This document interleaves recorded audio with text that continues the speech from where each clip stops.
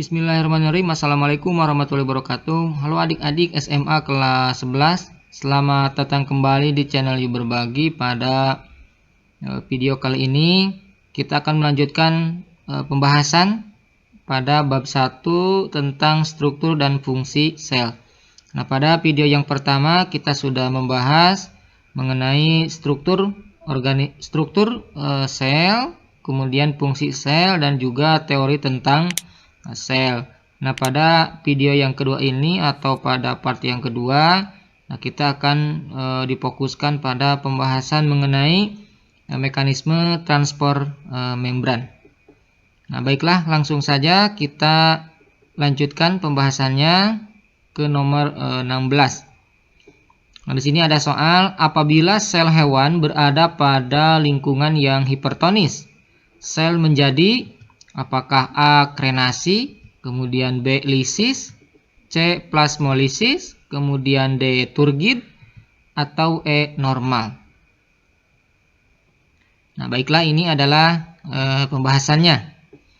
Nah, krenasi itu merupakan suatu keadaan sel di mana sel tersebut mengkerut. Jadi dapat disimpulkan bahwa krenasi itu adalah mengkerut istilahnya.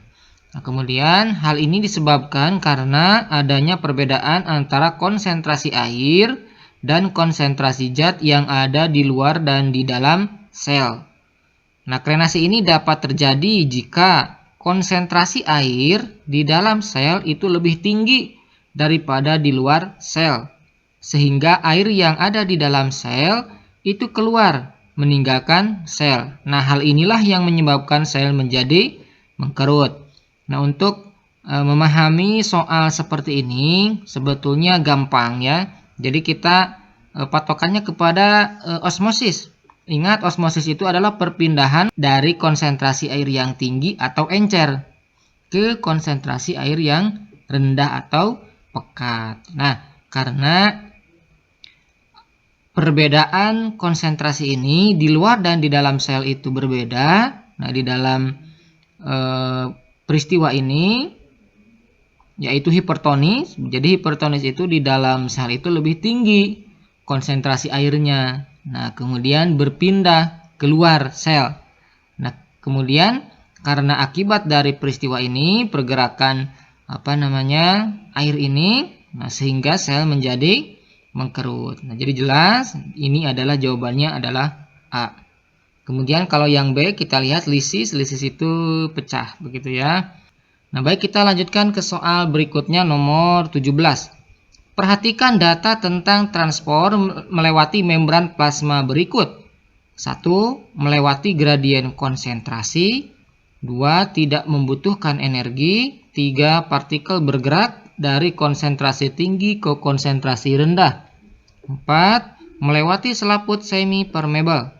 5. Molekul air bergerak dari hipotonik ke hipertonik. Pertanyaannya, data yang menggambarkan proses osmosis ditunjukkan oleh nomor A 1, 2, dan 3, B 1, 4, dan 5, C 2, 3, dan 4, D 2, 4, dan 5, E 3, 4, dan 5. Nah, baiklah, pada soal nomor 17 ini tentang osmosis.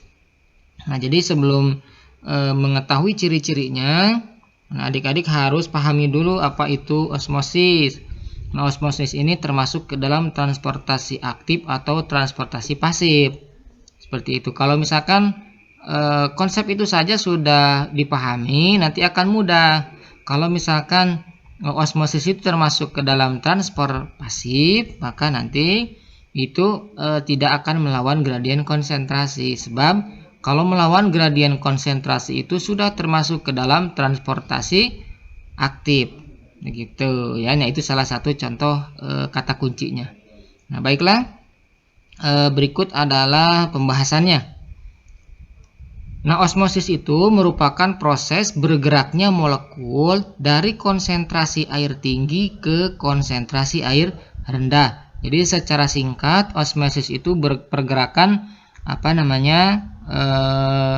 dari yang encer ke yang pekat. Itu ya singkatnya. Nah, konsentrasi air tinggi merupakan larutan yang encer. Nah, itu ya. dan konsentrasi rendah merupakan larutan yang lebih pekat. Nah, kalau misalkan dilihat dari ciri-ciri pada soal, nah berarti osmosis itu apakah melawan gradien konsentrasi atau tidak? Nah, ini ternyata tidak begitu ya, karena osmosis itu termasuk ke dalam transport pasif. Nah, sedangkan nomor 2 tidak membutuhkan energi. Begitu. Betul apa salah? Nah, osmosis itu transportasi pasif. Nah, berarti tidak membutuhkan energi. Seperti itu ya. Kemudian nomor 3, partikel bergerak dari konsentrasi tinggi ke konsentrasi rendah. Nah, ini harus dibedakan. Partikelnya partikel yang mana? Nah, kemudian nomor 4, melewati selaput semi permeable. Nah, begitu ya. Apakah osmosis itu melewati membran atau tidak?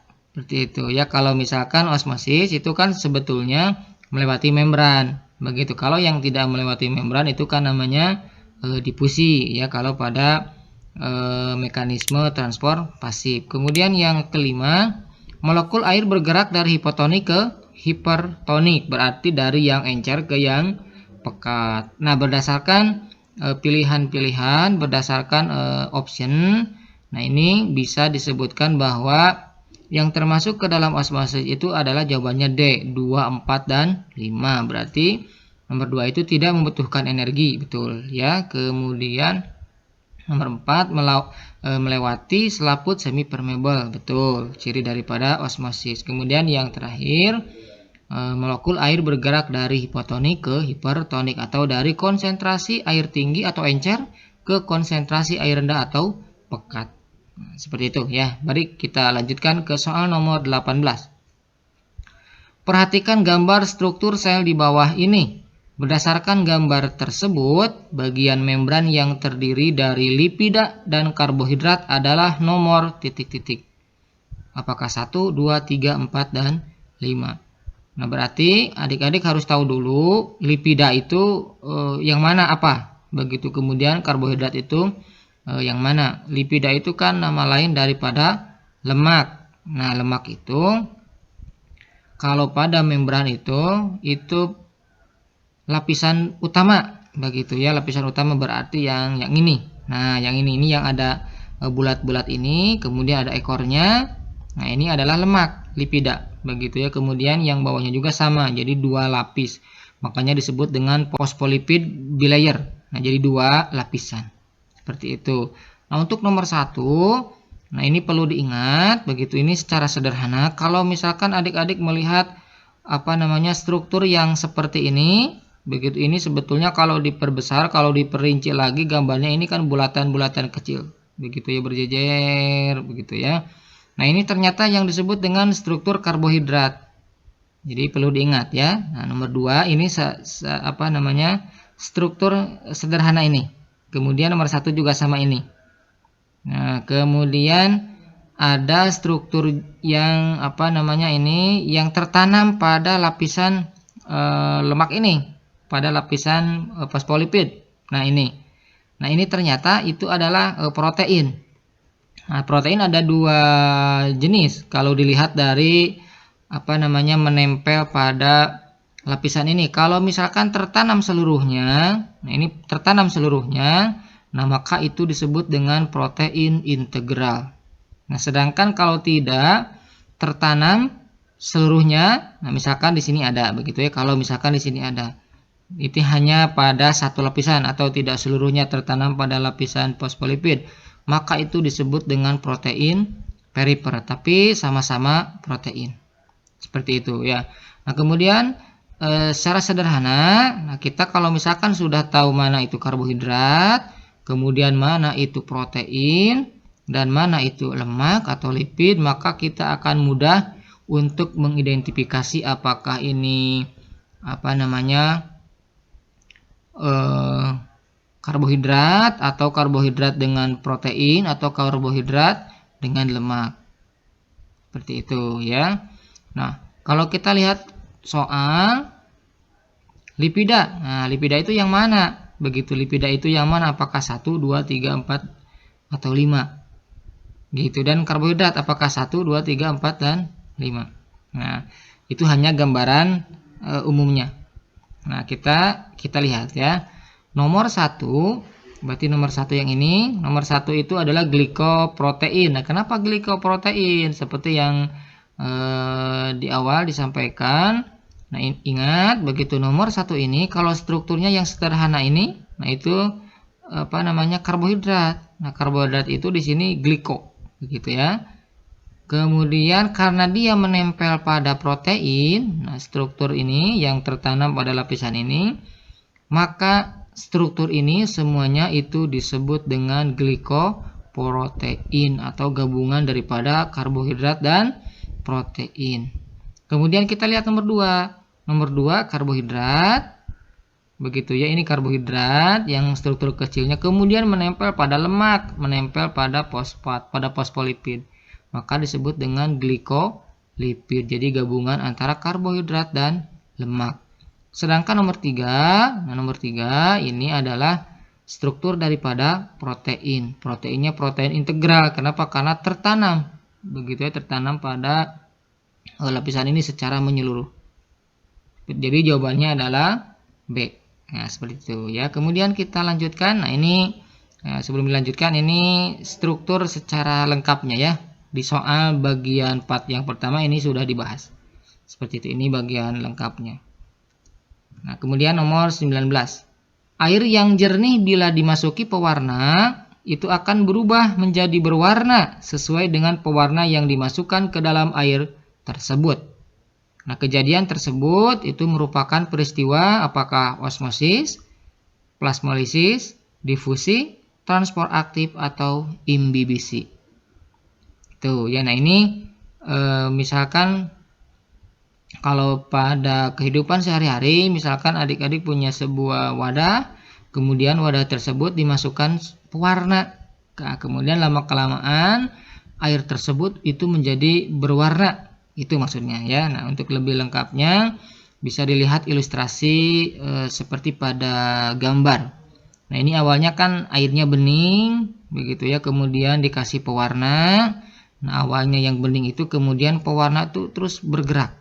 Nah, molekul-molekul pewarna ini terus bergerak sehingga keseluruhan air itu yang bening semuanya nanti keseluruhan akan sesuai dengan pewarna yang dimasukkan.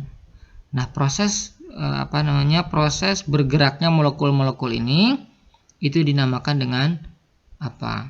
Seperti itu ya. Nah, bergeraknya molekul dari konsentrasi zat tinggi berarti pewarna ke konsentrasi zat yang lebih rendah, itulah yang disebut dengan difusi. Begitu ya. Nah, dari percobaan di atas, pewarna memiliki konsentrasi zat atau molekul yang tinggi. Maka ini adalah jawabannya C. Nomor 20. Salah satu jenis transfer pasif melalui membran yaitu apakah A. Pompa ion kalium dengan ion natrium, apakah B. Kotransfer sukrosa dengan ion hidrogen, C. Eksositosis, D. Endositosis, apakah E. Osmosis. Nah, berikut adalah pembahasannya. Nah, transfer pasif itu salah satu contohnya itu adalah difusi dan osmosis. Nah, untuk transfer pasif yang melalui membran itu dinamakan dengan osmosis. Nah, apa itu yang disebut dengan osmosis? Nah, seperti yang sudah dijelaskan pada nomor-nomor sebelumnya, bahwa osmosis ini merupakan proses bergeraknya molekul pelarut atau air. Nah, ini kalau air ya, airnya berarti konsentrasi yang tinggi ke konsentrasi air yang lebih rendah. Ini patokannya kalau misalkan kita mengambil air. Nah, kalau misalkan konsentrasi air tinggi itu kan encer. Nah, makanya bergerak ke yang lebih pekat atau konsentrasi airnya yang rendah. Nah, jelas osmosis ini melalui selaput selektif permeable. Baik. Terima kasih atas perhatiannya. Mudah-mudahan pembahasan yang singkat ini bermanfaat.